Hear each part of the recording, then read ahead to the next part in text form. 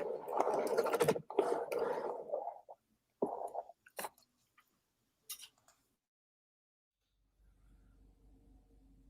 tonight's show, we have not one, but two very talented film people. They collaborated on a recently released short film called The Hit. He's the director, she's the actor. What a team. Stay tuned, folks, for a great show. Don't go anywhere. We'll be right back.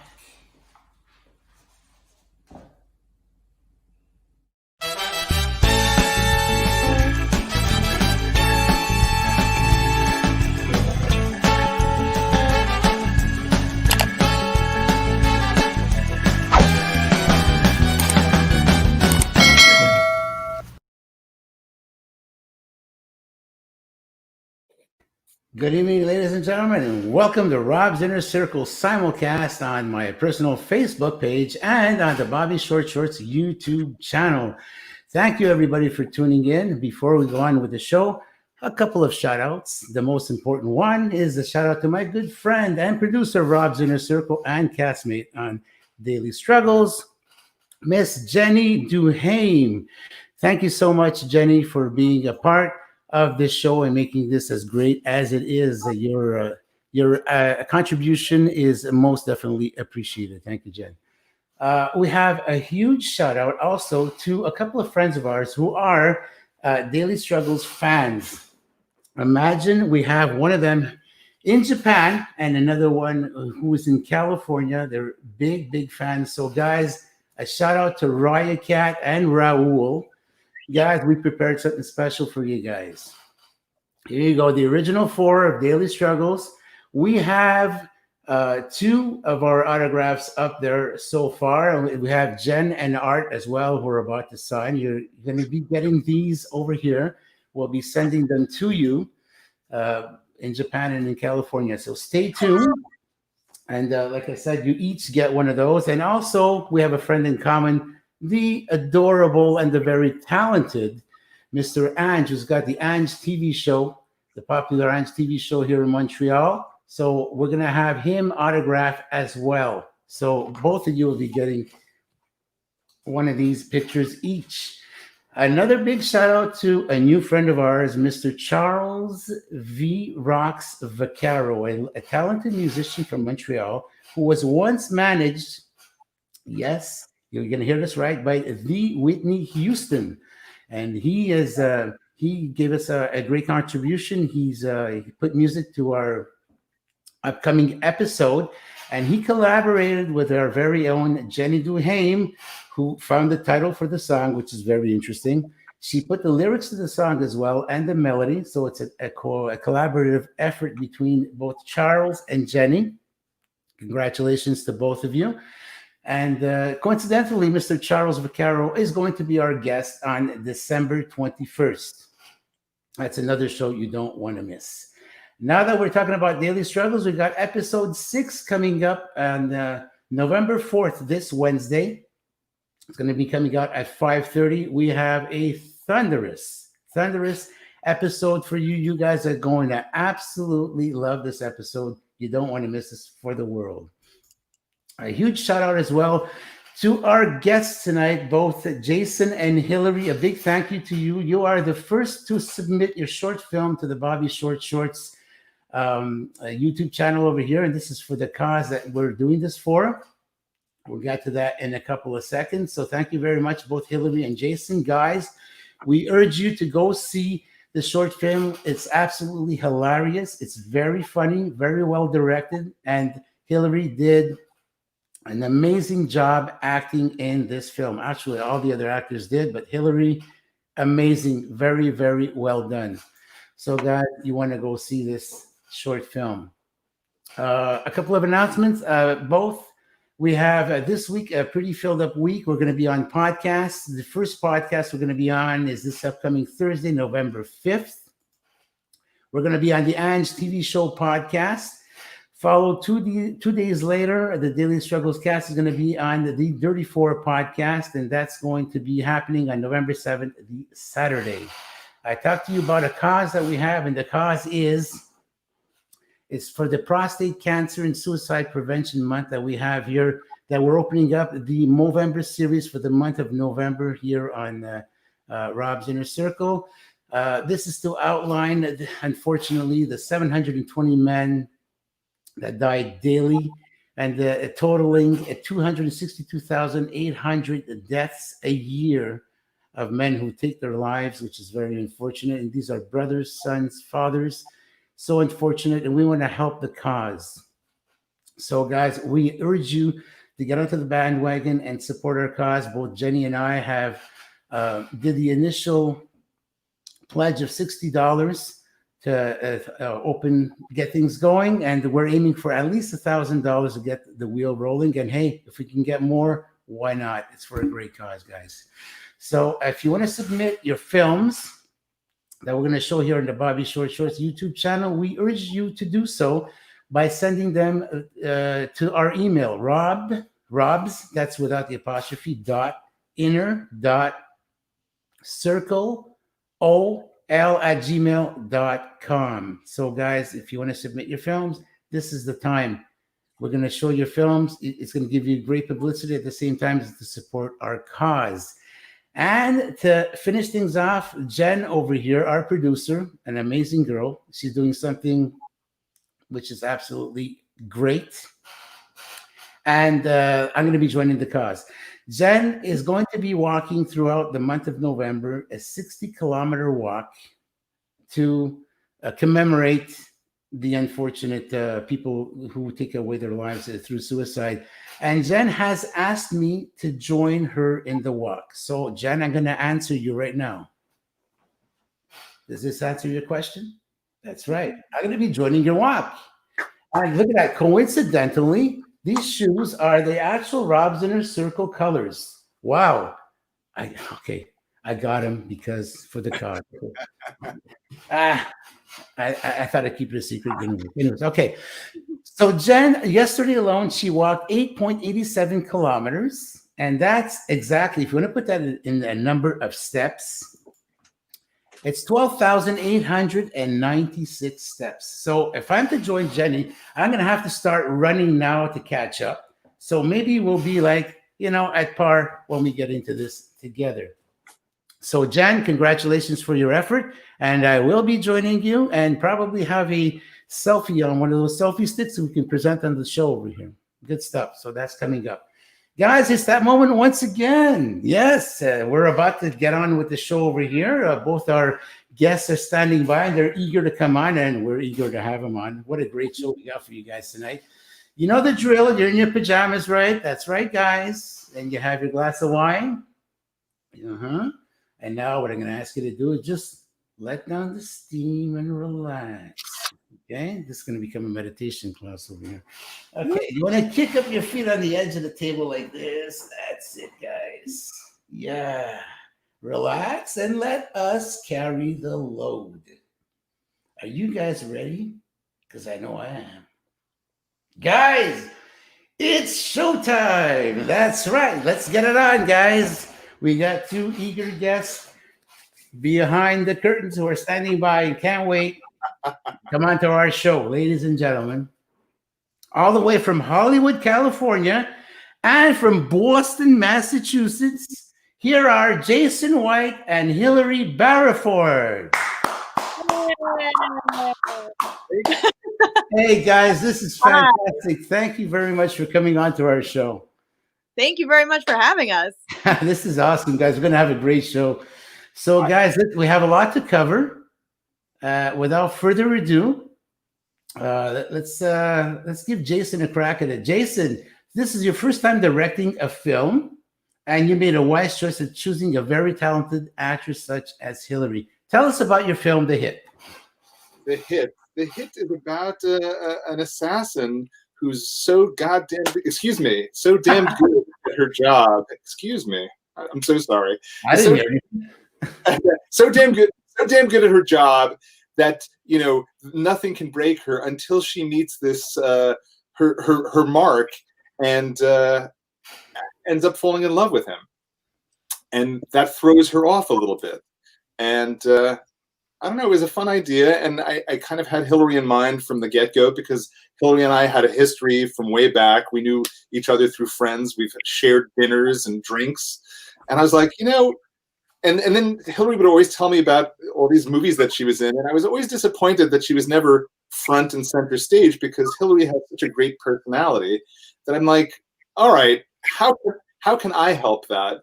And so I thought, well, I have a little short that I can make where she's front and center, and I can give her a lot to do. And I tried to. So. Okay, see, Jason, Hilary. Okay, tell us about your experience working on the short movie with Jason, because I just find that amazing.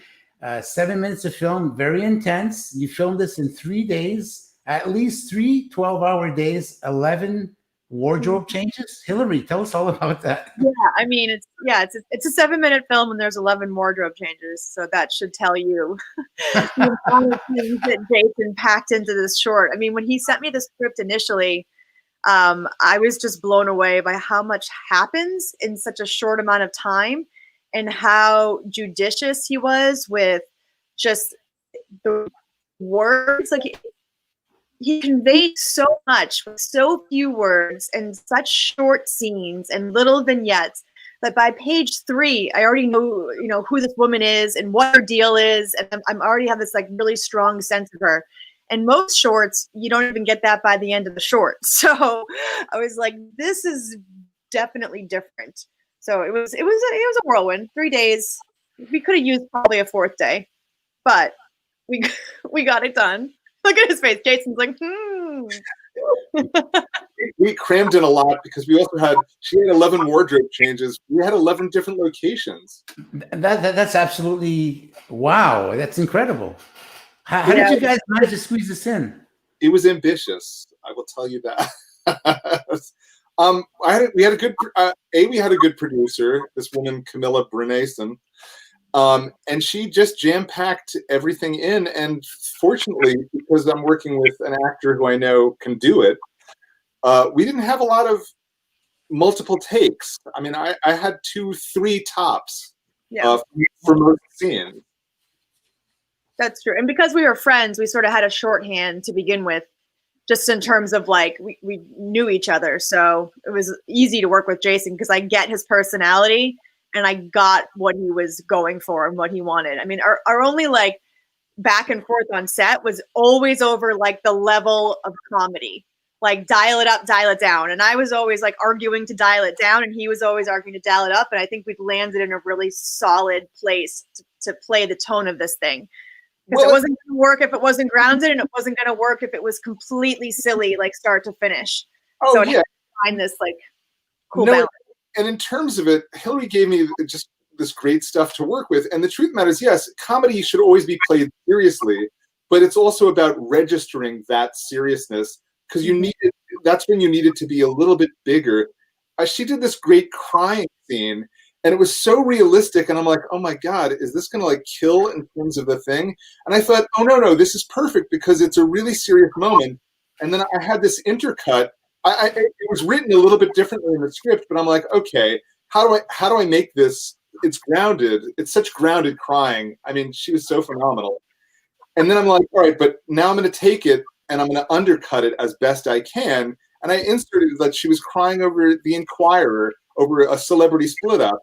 And to me, it's like super funny because her crying is so good, and so realistic. And you see, oh, here's the thing that she was crying about, and it's funny. It works. It ends up being very funny. So you guys are actual neighbors in Hollywood, and you live right under the sign, right? We live under the Hollywood sign, and I would call us Ferris Bueller neighbors because he lives on one side of his school, and I live on the other side of the school. And if we could Ferris Bueller a few yards and like run and jump some fences, I could get to Jason's house. He lives right behind me. I mean, it's hilarious. It's literally a hop, skip, and a jump. So yeah, which by the way, best shoot location ever. When I had to walk 5 minutes to set, I was like, oh my God. Because we use the house that I live in as a location because there were 3 different areas that we could utilize, so it was perfect. So Hilary, you're in Boston right now because you're living in LA. Hollywood. You're in Boston. You're working on a project right now. Yeah, I'm about to shoot an upcoming series that they will not let me talk about. I specifically asked them, and they said no. So no, but it's a new series for a great network, and it's dark comedy, so kind of sort of in line with The Hit in that sense. And I'm really excited to be working in my hometown because I haven't had a chance to work here in probably since I left and moved to LA 12 years ago.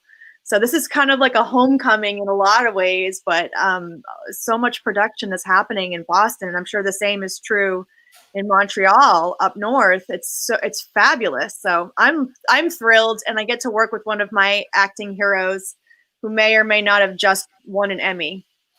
So I'm excited, but I wish I could talk more about it. I really do, but well, you will have a chance come on after it comes out, and I'll tell you all the dirt. Oh, I do want to know everything about it because it sounds very exciting. Yeah, it's going to be good. It's going to be a doozy. Jason, when we were doing the pre-interview, we had an interesting conversation, and I found out they have a lot in common. Back in the 80s, I used to love watching the show. You had Bob and Doug McKenzie from the Great White North. You folks remember SCTV? Yes. One of the greatest shows of all time. And in New York, it played at 11 o'clock to 11:30, just before Saturday Night Live. Okay. But on a different network. Okay. But it was the one that we could stay up late for because I was too young to stay up till 1 o'clock. But we stayed up till 11:30 or 12 o'clock. So we watched the first half hour of Saturday Night Live, but we always watched TV. And it was so much fun. I mean, I love that cast. You know, John Candy, Andrea Martin, Catherine O'Hara, Eugene Levy, Joe Flaherty, all the gang. I mean, those guys, and of course Martin Short. Where am I here? There he is. There you go. I have a difficult time with the camera and the way things are. Same here, Jason. But wow. So yes, I'm a big fan. So Jason, you're from a place that a well-known. I don't know if he's well-known, but I don't know if anybody ever heard of Billy Joel. No one heard of him. No. Anyways, you're from the same place he's from, right? Well, he's from Long Island. I spent summers in Long Island, but I grew up. I mean, I was born in Manhattan, and then I grew up in New Jersey. But that's a different story.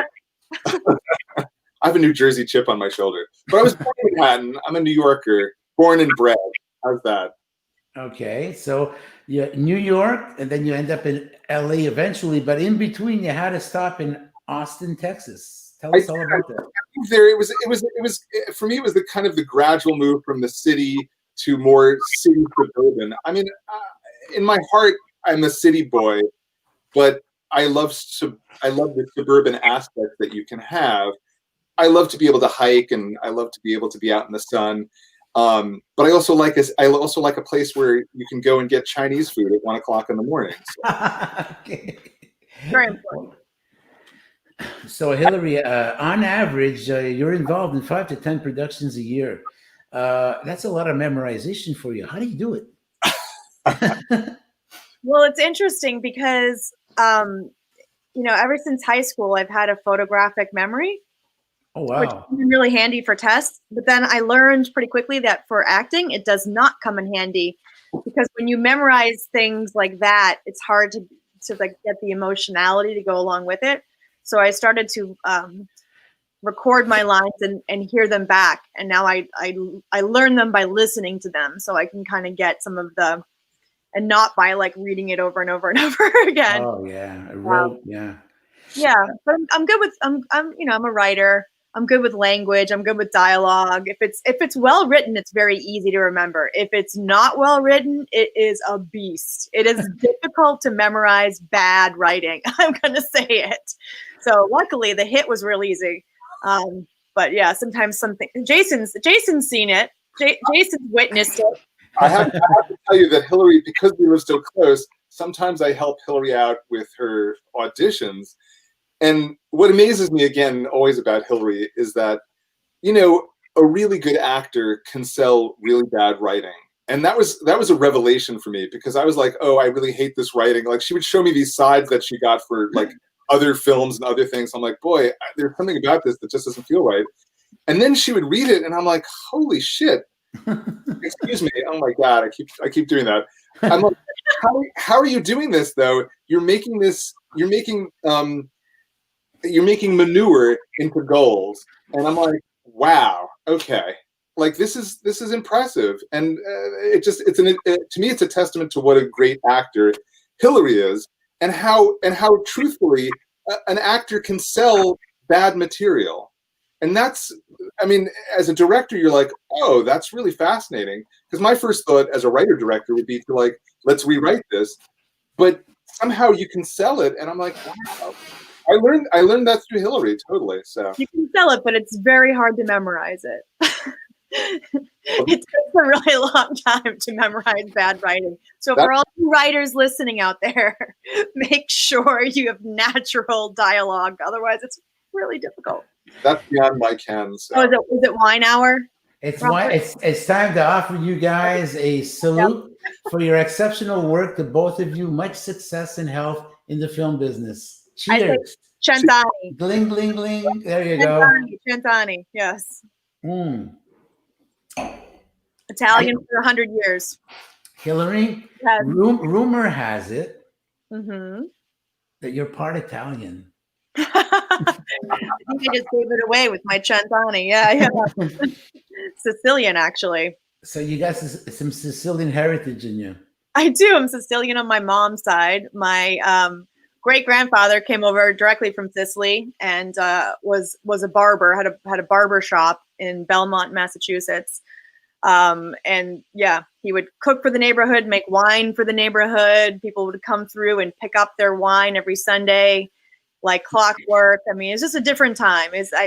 I wish there was more of an open door policy. Of course, not so much now with COVID, but yeah, long line of Italians. So I swear a lot. I talk with my hands a lot. I eat a lot, and I like my wine. So hey, you know what? Here, let's go for another one. hey. Come on, guys.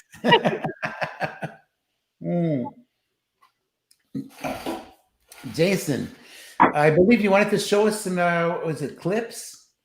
Oh, you have some photos? Now you want me to show a clip? Why did I? That's the funny thing is I will show you a clip. Okay. I'm happy to show you a clip. How long do you want to watch this? That's the question. Well, I don't know. You got something like about three minutes? 3 minutes is half the movie. Or you have some pictures? I don't know. You want to show us something? I'm happy to show you some pictures. I'm happy to show you like how about the opening from the film we could show? By all means, sure. Would you mind? Sure. Roll it. I'm going to roll it in 1 sec. I always want to do that. Well, while you get prepared, Jason, I'm going to ask Hilary a quick question over here. Okay. Hilary, what are your movie genres that you prefer? Oh man, I'm all over the map. Truly. I mean, I lately it's been a lot of horror, but more like Twilight Zone kind of horror, not like sort of horror. That I do a lot of psychological horror. I do a lot of comedy. Lately, I've tended a little more toward the darker stuff. I just shot a sci-fi film called Assimilated, out in the woods in California, about aliens. So there's an actual alien in the film, which is interesting. Okay. I've been kind of in the genre space for the last couple of years, but I bounce around. I keep it interesting. Okay, Jason. But back to seeing Hilary's praises, you can see in my film that she has an entire dynamic range of different characters because I made her go through the hoops for this one. So she's hard, she's sci-fi, she's angry, she's soft, she's vulnerable. It's good. But I don't know that you'll get that from this clip. This is just the opening teaser clip because I feel like it's probably the best thing to show without ruining a bunch of stuff. Okay. There are some surprises, but I'm going to share my screen with you. Sure, go ahead. Which I'm so excited to do. And I can't wait to see this. Here we go. The screen's coming up. And then I'm going to play it like so. They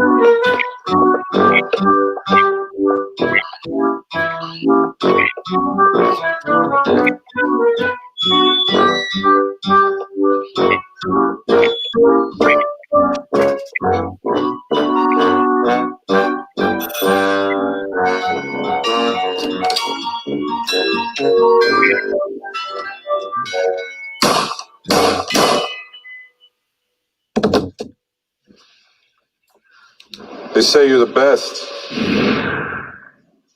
And get the job done.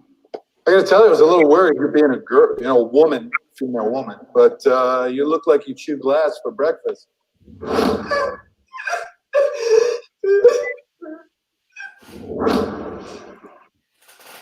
Kids, no mental cases, no pets.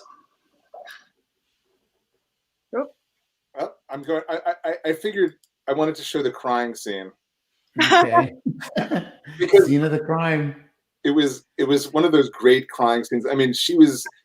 I literally have, I think, 1.5 minutes or 2 minutes worth of her going into deep cry. Oh God. And it was brilliant. It was quite brilliant. I will say in the script, I'm not crying over The Inquirer. I think I was actually supposed to be crying over like a breakup or something, like something. It was a movie. You were actually crying over a movie, but we couldn't get the rights to the clip. Oh, that's right. It was, yeah, that's right. It slowed it down. I think it was the Notebook. I think The Notebook. That's right. It was The Notebook. Oh my gosh. Yeah.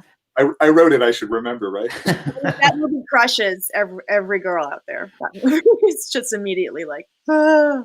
But again, that's something that you discover in editing, is that, okay, a clip will last too long, and it will slow down what you need. And so I had to come up with that other different thing. Because I think as a writer and a director, you really have to be fast on your feet in terms of like, okay, this isn't working. What can I replace that with? How can I make this work? And for me, I was really excited because I'm like, I'm not married to my writing that much, in the sense that I don't want to be precious with it. And if it's not working, I don't want it in the movie. So it's just a lesson for future filmmakers who are listening. So Hilary, tell us, how did you get started in the acting business? Well, many moons ago, back in Boston, I had a friend who was encouraged to go see a like modeling agency in Boston, and she didn't want to go alone. So she begged me for a year to come with her to this agency. And I was like, no, I'm graduating from college. Like, I'm going to run a magazine someday. I have no interest in modeling or acting or anything. And she's like, please, we can go to auditions together. It'll be so great. So after a year, she finally convinced me to go. And I walked into this Boston modeling agency, and I just graduated from college, and I dropped a stack of 4x6 candidates of me in a cap and gown on the guy's desk. I mean, who in their right mind does that to get a modeling contract? Like, I was like, hey, here's some pictures of me with my friends. And it was like literally like cap and gown. And I don't know why or how, but somehow they signed us both. I ended up going to an open call for Moonlight Mile, a film with Dustin Hoffman and Susan Sarandon, to be an extra thing. I ended up booking the part, getting to be quite featured in the film, which was great for our first time on set. And while I was at the casting, there was an online casting site there doing a raffle for a free year membership. And I was like, sure, why not? I ended up winning the free year. So that kind of led to just getting auditions and doing things in Boston. I worked in Boston for a while. And then I was like, well, if I really want to be an actor, I should probably move to LA. So took off about 12 years ago. So we have one of our in the audience tonight is a friend of ours who was on our show a while back. Just popping this name up on the screen. I don't know if that tells you anything. So our local hero, Patricia Chica, an award-winning film producer from Montreal, met you at the Sundance Festival, and since then you guys have been friends. Yeah, we met at the Sundance Film Festival 2 years ago, and she was introduced to me as, you know, she's a great director, she's a great filmmaker, she's a publicist, she does all these amazing things. And we figured out we were neighbors. We lived just down the street from each other. And we're like, no way, this is a small world. And then in the course of that year, we like to joke, we went from strangers to neighbors to roommates because we roomed together at the Idlewild Film Festival a few months later. And then we became friends. So strangers to neighbors to roommates to friends, all within a few months. Wow. It's amazing. Yeah. I missed her, but I love that she's in Montreal and I believe just wrapped on her feature and just got signed by an agency. And it's like, she's crushing it right now, but I do miss her back on Beechwood, the Beechwood Mafia of which Jason is a part. Yeah. I know I have yet to meet Patricia in person, but I'm super impressed with everything that she does. And I don't know when she sleeps. It doesn't seem like she sleeps. Well, Jason and Hilary, if you have a chance, you go onto our channel, Bobby Short Shorts, and you go into the Rob's Inner Circle playlist, and you could go watch the when she came onto the show. There you go.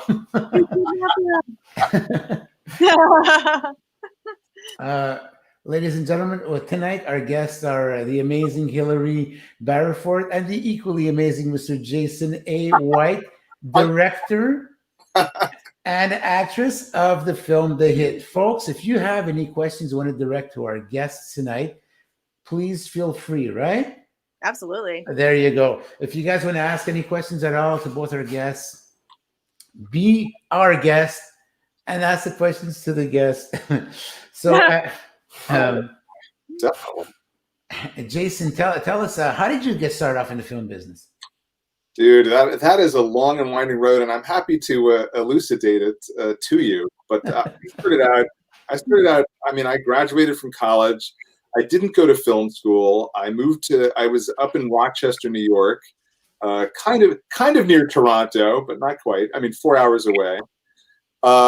But I went to New York and I did some practicals. I became a production assistant on a bunch of different things. My first job, I was a production assistant on a low-budget horror movie by a Columbia University grad student, and I got paid $10 a week. And then I graduated. I was a apprentice sound editor on the same film, and I was getting paid $10 a day. That's So it was a real pay upgrade for me. But then I ended up working as a PA on Entertainment Tonight and a bunch of different things. And I worked on a couple of TV shows. And I thought, my real desire, my real goal is with story. And so I ended up working for a couple of different producers in New York in their development department. So I was reading a lot of scripts. And, when you're young and you're full of bravado, you think that you have all of the answers to it. What I got to do is I got to read a lot of scripts and be very critical of them. But to be perfectly frank with you, I was a little afraid, even though I have an ability to write, I was afraid to put that out into the world. Although I did do some magazine writing while I was in New York, but they were more like personal essays or fashion things or whatever it was. Because I thought, oh, well, this is easy money. I can just do this. But then I ended up working for producers. I ended up working at HBO in documentary programming. And then I was like, okay, I gotta figure something out. And I knew there was a festival down in Austin that was a screenwriters festival. And I thought, well, if I'm not screenwriting, at least I can be near screenwriters. So I moved down to Austin. I got a job actually for the newspaper down there, writing film reviews and, believe it or not, fashion, because I'm not a very fashionable person. But I ended up programming the film festival down there. And it was cool, but I felt like I was celebrating other people's work. And I was there for 2 years, and I was like, okay, I guess the next move is to LA, because that would be the step. And I was there, and I ended up working in television in the writer's room, which again was a parallel job, but you did get to contribute. I was what they call a script coordinator, or a writer's assistant. And you're there in the room, and people are, pitching ideas and pitching jokes, because I worked in sitcoms mostly. And I was like, okay. And then I ended up writing onto a couple of these shows. I mean, tell me if I'm being boring. I'm trying to give you the rough details of it. Jason, I love it, and the audience absolutely loves it as well. Go ahead. No, go ahead. Okay. So I ended up working on a couple of different shows. The problem is that none of the shows that I worked on had any steam, had any locomotion. They were like canceled after 2 or 3 episodes. There was one show that I worked on. We got canceled the night we stayed up writing till midnight. We got canceled the night it premiered, the day after it premiered. I was like, okay, and you don't make a track record that way. You don't make it onto. As a writer, you have to be on a show that's like a Seinfeld or a Friends to make a name for yourself, because it has to be a very successful show in order to be on a studio's shortlist, studio or network shortlist. And I didn't do that. And I'm like, okay. And then a friend of mine showed me a script that he had written for a feature film. He was more of a neighbor. And he was at AFI. And I got so angry with the script because I thought it was really bad that I just started to rewrite it myself. And I made it a lot better. And then he gave me another script that he actually was going into production with. And I did some work on that. And that was my first feature film credit. It was a movie that starred, I shouldn't say starred, but it had Eric Roberts in it, and it also had Seymour Cassel from the John Cassavetes movies. And I was like, okay, I can do this. And I thought to myself, well, now's the time for me to actually make some stuff myself. And I had created a web series, and I co-wrote a couple of shorts. And I did direct a very low-budget music video that I was the cameraman and everything else. I mean, there was literally no budget, where literally I was throwing spaghetti at the band, and then after I shut the camera off, they threw the spaghetti back at me. But it was fun, and I thought, this is where, if I'm going to do it myself, if I'm going to do it, I'm going to have to do it myself. And I thought, well, let me start small, because this is a daunting task to be a director and a writer. But I thought, let's make this short film that I wrote that seemed to be pretty funny. It was an ambitious, as I said, it was an ambitious short because, again, 11 different locations, a lot of different moving parts. I'm like, but this was very much true to who I am as a writer. So I thought, all right, let's make that. I was originally going to make a short that was kind of a short version of a feature film that I had written. But I couldn't make it work because I was trying to jam in too much stuff and there were too many moving parts. And this one was much more indicative of who I am as a person. So anyway. So Hilary, you won 2 awards for the Best Actor Awards. Which movies are these? Oh, it was for a Japanese horror short called Hot Dog. Oh. About a really bad day in the life of an LA police officer. And it sort of centers around racism in the police force, but it's very kind of Twilight Zone-y, sort of open-ended. But yeah, it did that short made the rounds around the world. Actually, it played like 50 festivals globally. It won something like almost 40 awards, wow. And I took home 2 Best Actor awards, which was fabulous. It was very exciting. But yeah, it's like the little short that could. Although Jason's short is the same exact length. It's the same. It's 7 minutes. So I was like, you know what, Jason, 7 minutes, very programmable, because Hot Dog went like gangbusters because it was so easy to program and so weird, and it was like a nice little palate cleanser. And I think Jason's the hit. I think our short's going to be a nice little palate cleanser too for film festivals, or at least we're hoping. Well, listen, exactly. But I have to tell you that Hilary's performance in Hot Dog is so good. It's it's a real serious performance, but I was like, oh my God, you're so good in this movie. Like, and I only saw it after we had made ours, but I was just like, wow. I don't know if I utilized you to your best, but I hope I did. I hope I did. It's a very serious, it's a very different style of performance. There's no comedy in it whatsoever. It's very grounded and very serious, but yeah. Okay. Is this the first time that you two work together? Yes. Definitely. Yes. Okay. It is the first time. Yeah. Because for a while, Jason kept telling me like, oh, I'm writing this film and I have you in mind for the lead, and I'm tailoring it to you, and I'm writing it to you. And you hear things like this a lot in Hollywood. And I was like, yeah, no, I'm down anytime you want. And he keep talking about this thing, and I was like, hey, anytime. And then one day he was like, here it is. And I was like, oh, it's weird. This is great. So very flattering too to have somebody write something and tailor it to your strengths, because usually you have to like wedge yourself into a character that was, you know, probably written for someone else. So really nice to have it be so naturally in my wheelhouse of my talents. It was Go ahead, Jason. It was fun to make you push your limits, I thought. And Hilary and I had a long talk, because for me, some of the scenes with some of the more romantic scenes, I was explaining to her. I said, well, I needed to go a little bit faster. I'm thinking like His Girl Friday, and Hilary's like, oh my God, you know, her dream was to be Rosalind Russell, and I'm like, okay. I want to be Rosalind Russell when I grow up. I also want to be Angela Lansbury from Manchurian Candidate. Like, these two women to me are like the epitome of comedy and drama. I'm obsessed with those kinds of movies. So, and I do feel like Hilary, like in the movie, is very much Angela Lansbury and Rosalind Russell. Well, that's what drew me to it. Like, the style of it was like all those screwball comedies that I'm obsessed with. Like, His Girl Friday is one of my absolute favorite movies of all time. But it had this strength, and it had like the darker elements too, which I absolutely eat up. I love dark comedy and darker things. I just think it's really fun to play those really tortured characters. It's kind of my jam. So yeah, it was great. I mean, he really laid it all out for me, and I had to rise to the occasion and take on all these different characters within a few minutes of each other, and like switch gears like that. And I was like, I've never been asked to do this, and I might never be asked to do this again in quite the same way. What in a lifetime shot. There might be another time.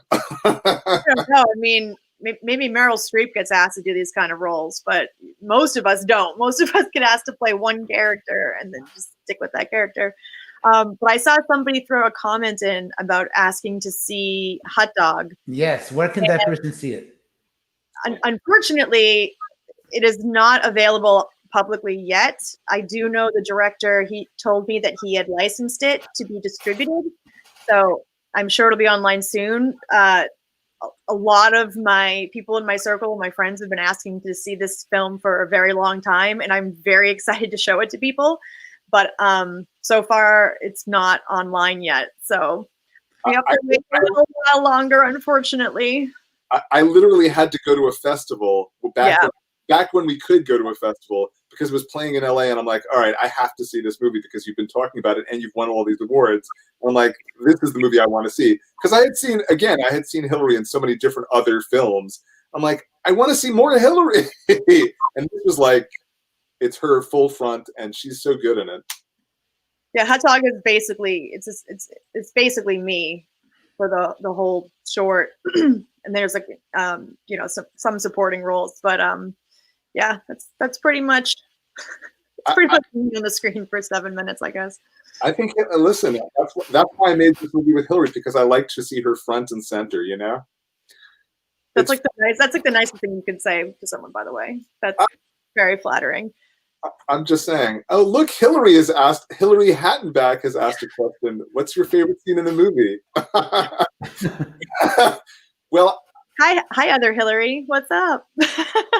I have something to say. I have many different favorite scenes in the movie, and it's because I've watched the movie over and over again, and I watched it through editing. And by the way, Hilary Hattenback, who did ask that question, is in the movie, and she is hilarious, by the way. And she's not an actor, which is even the more amazing part. But I just knew, like, she could totally pull this off. She's a writer and a storyteller herself. Well, she's an author. She is an author. It's perfect. She's an author, exactly. But some of my favorite scenes, one of my favorite scenes, really, the favorite scene is at the end, because I feel like Hilary Barraford and Matthew Rocheleau, who's the other actor, the romantic lead, are so vulnerable in the scene, and so, I don't know, they're giving a lot to each other, it feels like, and they're soft and they're vulnerable and they're saying the most absurd things, and it just makes me smile. It makes me so happy, because I feel like they're pulling off this very like emotional thing, and they're also being pretty hilarious. But they're being real. But they're both being very grounded. So like I watch it and it mesmerizes me. So. Okay, you both, Jason and Hilary, you are aficionados of the horror films. So if I throw something out, you like, I don't know, just randomly, like, you guys certainly never heard of this film, A Nightmare on Elm Street. Ever hear that? Nightmares as a child, yes. You know, I worked as an intern at New Line Cinema in 1 year in college, one summer in college, and they had all of this Nightmare on Elm Street paraphernalia because that's where it came from. I love Nightmare on Elm Street. It's so much fun. Yes, Patty. Again, it's a funny movie too. It definitely has some comedy in there, which you can do in horror. I love comedy and horror together, or I love comic relief and horror. I think it's awesome. I think it's the best way to handle horror because it lulls you into a false sense of security and safety because you're laughing and you let your guard down. And the next thing you know. I thought at one point that they would never think of this. Someone heard me thinking out loud. They actually made the movie Jason versus Freddy. I just flipped. Did you guys watch this movie? No, but it's a genius concept. Oh my God, I love it. It is a great concept, and I have to tell you, Robert, as I may have mentioned, my brother's name is Fred. So we could have done that as our childhood names, Jason versus Fred. Wow. So, Hilary, what kind of advice would you give to someone who wants to go into the acting world? Because you're a very experienced actress. How do they go about it? They want to start off. What do they do? Oh man, I give this kind of advice a lot. Actually, there's a lot of my friends usually send me their nephews and nieces and people who have just graduated from college and say, how do I get started? And I always try to tell them to just get on set as quickly and as much as possible, and not necessarily as an actor, although obviously that's important, but just understanding what set works is great. I think just doing as much student films and projects and whatever you can get your hands on wherever you live is really important, because having a resume and having actual tape is going to set you apart from other people. Like if you think about it like in terms of a business, which a lot of younger actors starting out don't, I know I didn't for a very long time, you're trying to set yourself apart from the next guy. So if you're newer and have fewer credits, but you have a great look and a great headshot and you're, young and handsome or young and pretty or whatever, like the way to set yourself apart is to have tape that someone can watch, because the other guys aren't going to have tape. It's to have experience on set because maybe they won't have that. It's basically to do all the things that marketing wise make you way more hireable that you wouldn't necessarily think of when you're just like kicking the tires a little bit. But yeah, and then beyond that, it's just networking. The industry is all networking. It's all talking to people. That's sort of my specialty. I think my greatest skill beyond all the things I do, acting, producing, writing, all of it, I think my greatest skill is probably my people skills, and being able to like meet someone and just like figure out who they are and be really interested in who they are and not what they can do for me or for anyone. I think that's the pitfall. The networking pitfall is always, nice to meet you. What can you do for me? Nothing. I don't know you. I don't like you. and our friendship, by the way, is just a testament to that fact.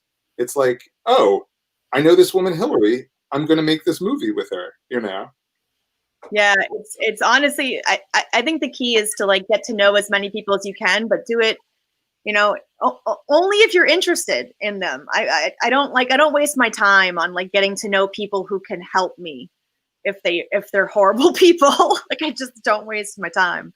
I think it's really important to always be like connecting with people and talking to them and figuring out what you like about them and what you can connect on outside of the film industry.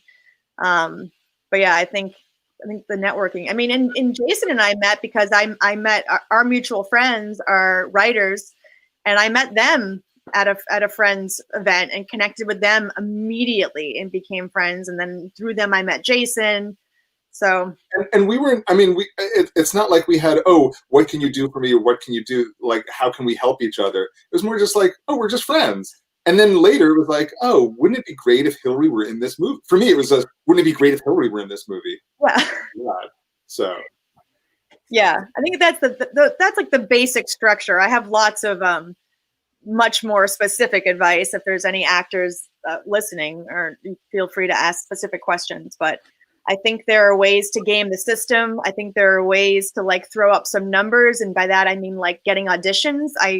I figured out a couple years ago, like if I treated it like a sales job, I did way better with getting auditions.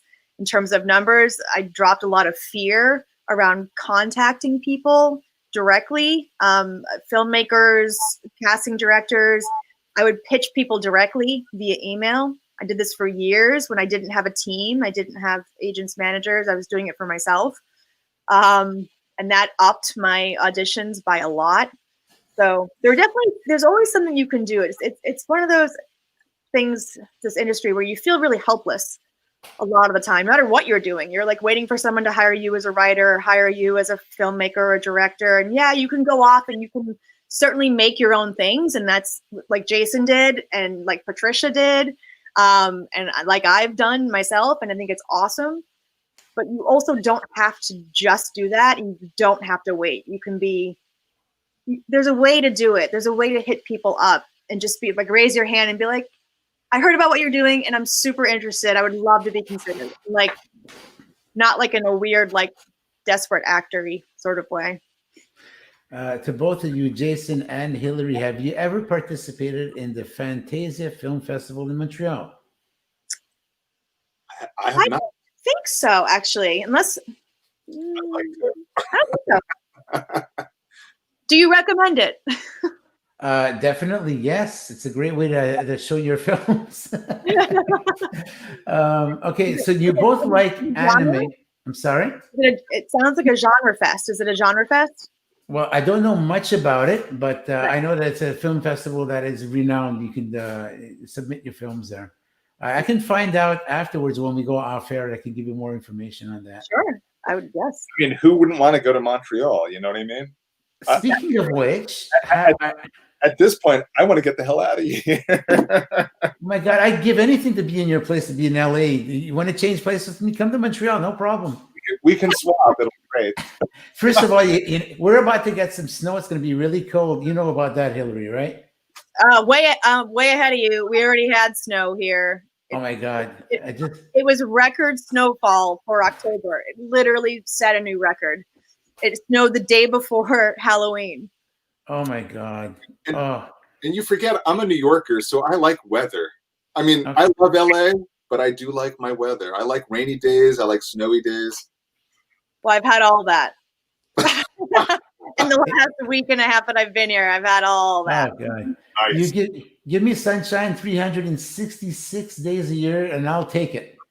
You know, when I first moved here, I actually, like, by July, I actually got depressed because it was sunny all the time. Like it wouldn't be cloudy.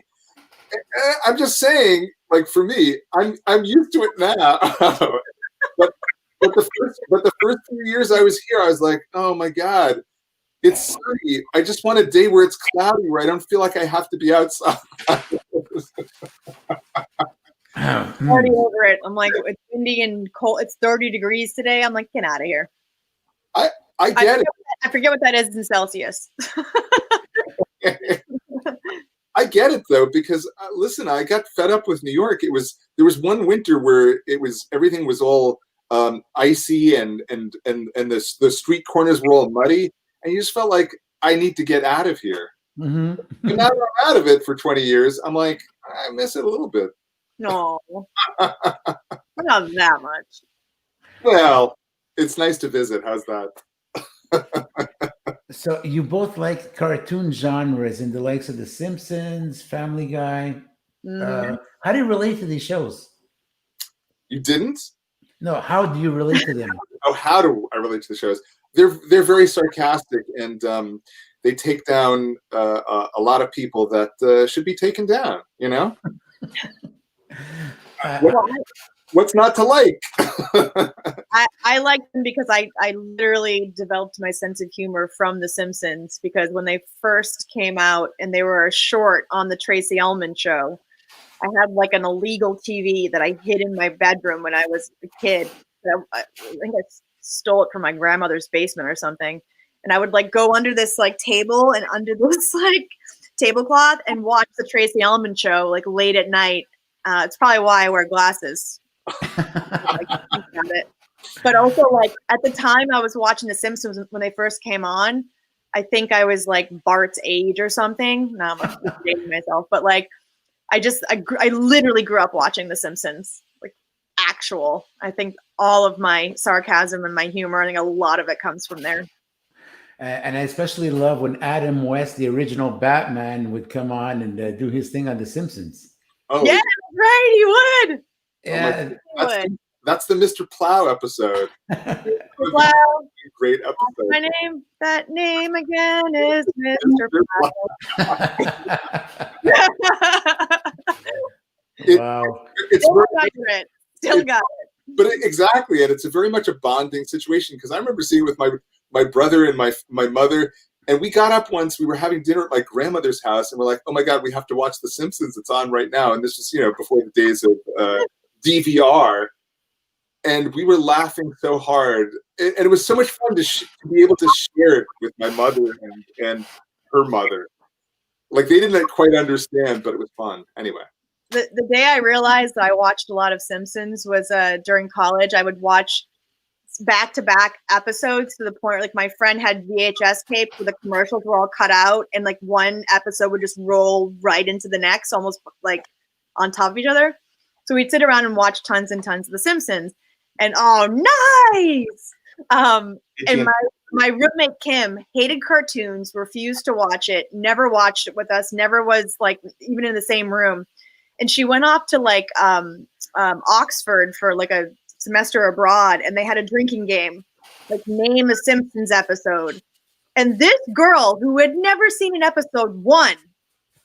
Every time she played, she won just by being around me and him enough to like be able to regurgitate episodes. And I was like, wow, I guess I watched a lot of Simpsons.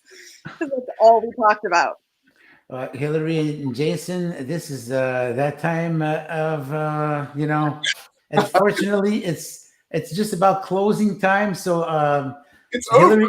Hilary and Jason, what are the last words? Any advice, like, besides filmmaking? Let's say someone who's got an ambition in life, whether filming or whatever.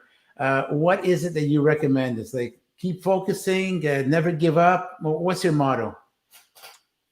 Well, never give up is a great one, but it's also, you get to your moment when you need to get to it. As you can see, I'm a little bit older with a little bit more snow on my face.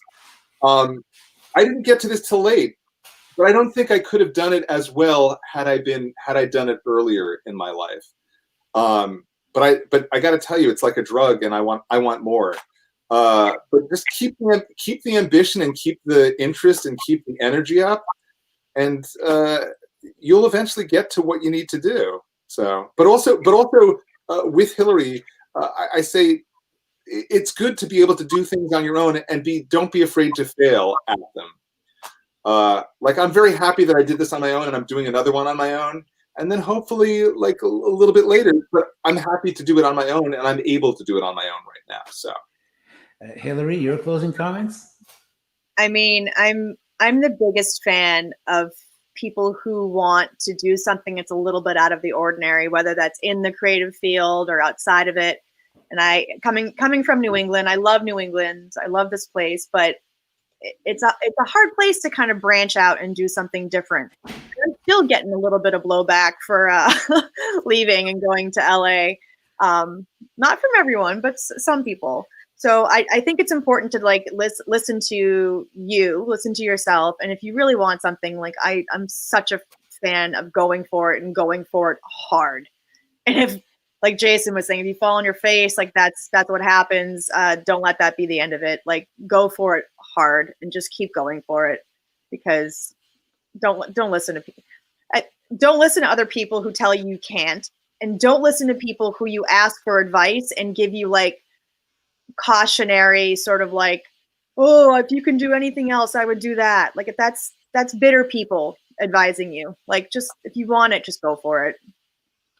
Jason and Hilary, thank you so much for coming on the Rob's Inner Circle. Much, much appreciated. What a great evening. It was very entertaining. Thank you to our audience, Patty and Frida. They're saying very nice comments on here. I'm just looking at them. I just want to acknowledge that it's really nice to have somebody listen to you. Well, we're just going to put up our closing comments here before we go. Let's see. Thanks for having Frida. Yeah, well, it's my profound pleasure. Okay, Jenny, this is what she's got to say. Okay. Thank you, Jenny. Thank you, Jenny. Sharing our info. And Patty's going to sign off as we go into the outro over here. Patty, thank you so much, Patty, and everybody who actually joined the podcast today. Thank you to all. You can watch the podcast once again. It's going to be re-airing on the Bobby Short Shorts YouTube channel in about a half hour. Cool. So, Jason and Hilary, please stay behind the stage. I'm going to come back to get you as we close the show. Great. Okay, thank you so much. Stand by, guys. Well, there you have it, folks. Hilary Barraford, an actress and writer and director, Mr. Jason A. White, were our guests tonight. An absolutely fantastic show. Thank you again to each and everyone for tuning in. Next week, guys, we're going to have our next guest is going to be Cleo Baby G. He's the newest sensation. He's a multi-talented instrumentalist.